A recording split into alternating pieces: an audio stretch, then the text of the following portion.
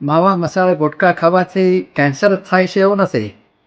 ઘણા લોકોમાં oral સબમ્યુકસ fibrosis એટલે કે તમાકુમાં રહેલા કેમિકલ્સના કારણે અંદરની આપણે ચામડી છે જે એકદમ સોફ્ટ અને ઇલાસ્ટિક હોય છે એ કડક થઈ જાય છે, એમાં ફાઇબ્રોસિસ થાય છે, જેના કારણે એ વ્યક્તિનું મોઢું ધીરે ધીરે ઓછું ખુલવા માંડે છે.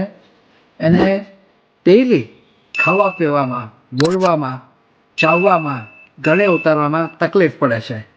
હા, અત્યારે કેન્સર નથી, પણ એની લાઈફને 100% અસર કરે છે.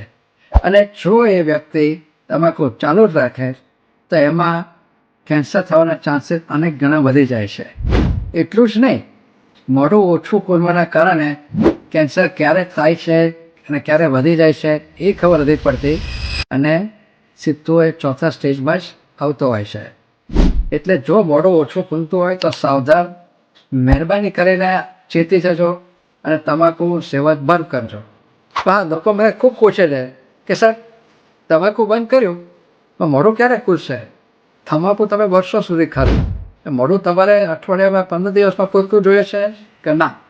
તમાકુ બંધ કર્યા પછી ઘણા મહિનાઓ, વર્ષો જશે અને તમે ઓરલ ફિઝિયોથેરાપી કરશો ત્યારે તમારું મોઢું ખુલશે. કે તમાકુ તમે બંધ કરો એટલે રાતોરાત તમારું મોઢું ખુલતું થશે એવું નહીં થાય, અને એ ખાસ જાણવાનું જરૂરી છે.